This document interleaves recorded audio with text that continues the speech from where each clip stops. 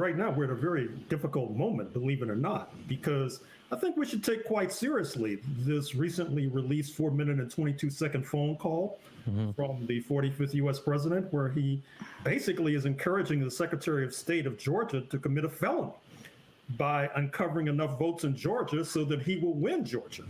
And then we know about the demonstration that Mr. Trump has promised will be, quote, wild, unquote, that will take place on January 6th, when supposedly this pro forma exercise, whereby Michael Pence, the vice president, basically accepts the Electoral College vote totals from December 14th. But it appears that at least 11 senators and about 140 Republican members of the House have something else planned. Now, it's hard to know what's going to eventuate as a result of these developments, but it's apparent that there is a hard core of Republicans who would like to see Mr. Trump sworn in on January 20th. Now, I accept the consensus that that is unlikely to happen, but as a person who used to parse words for a living, I take very seriously the fact that the mainstream corporate media, they use the term unlikely, not impossible. And so there's quite a gap between unlikely and impossible. In any case, I think that's the immediate issue we have to confront. How are you in Texas right now, Dr. Horne? I certainly am. And as you know, the senator from Texas, one Ted Cruz, who has an eerie resemblance to Joseph McCarthy, is leading the charge, even though, as many commentators have pointed out, Mr. Trump, during the 2016 race, treated him like a punching bag. I won't even... Said that his father killed JFK. Right. Exactly. I'll leave it to you to bring out the details. Yeah.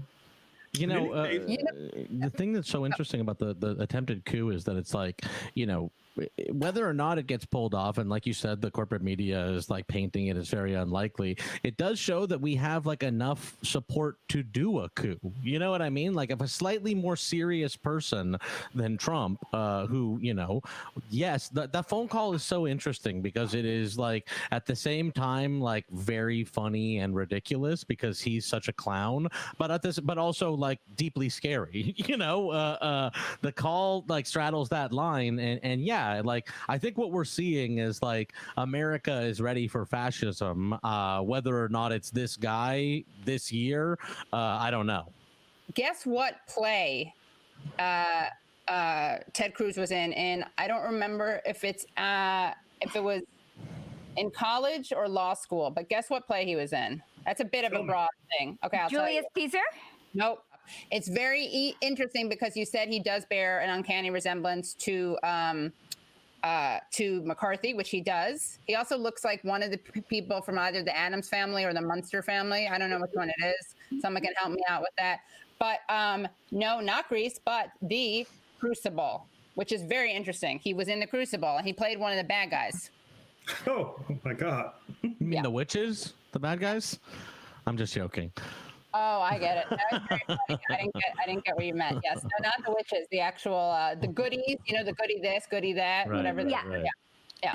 So it's an interesting side.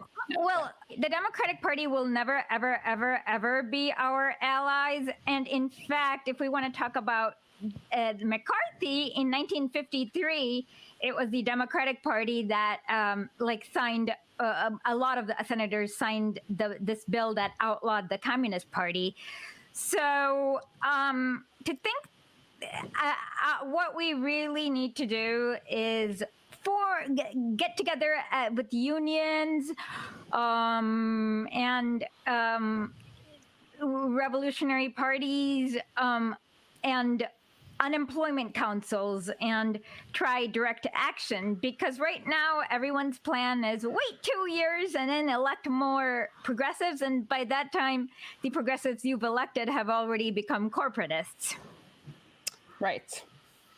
Yes. And how do you, I guess, both of you see the challenge of like both of those things at the same time?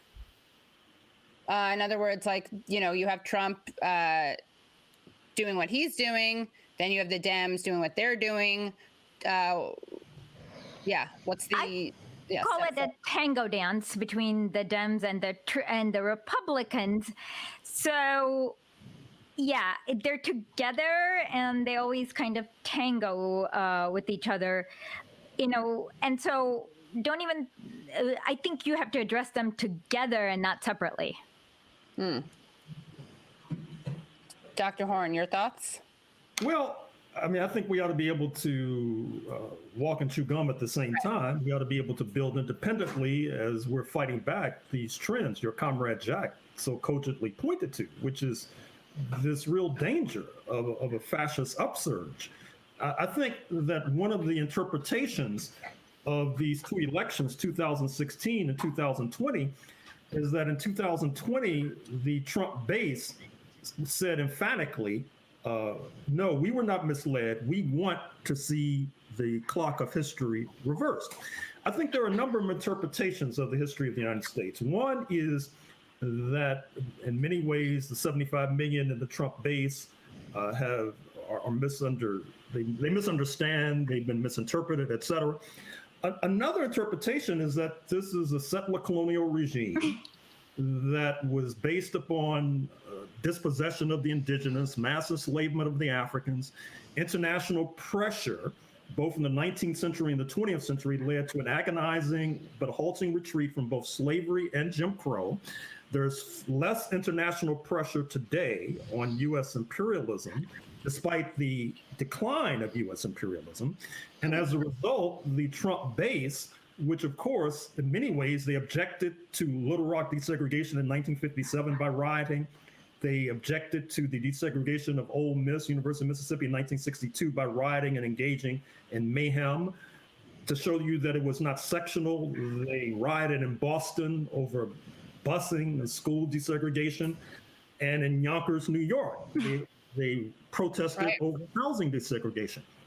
And so if you were able to peek at the missives that are going out from embassies in Washington, D.C., perhaps not least from the European nations, they would say that Trumpism is real.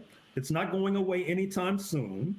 It was not a misunderstanding. It was not a misinterpretation, which is one of the reasons why it seems to me that the financial press is full of these stories about this impending trade deal between the European Union and the People's Republic of China, despite the objections of the incoming Biden administration, strident objections, by the way, because the European Union feels that Trumpism is going to be here for some time to come. And you know that Trump, according to John Bolton in his recent memoir, The Room Where It Happens, sees the European Union as number 2 to China, as an antagonist. And so I think that we should draw the appropriate lessons, and as Comrade Esha says, try to build independently as we fight back vigorously against these ultra-rightist fascist trends. And to be honest, that's been a phenomenon in Europe too, Orban. And India. So the fascism is a global phenomenon that we're part of, that we should not forget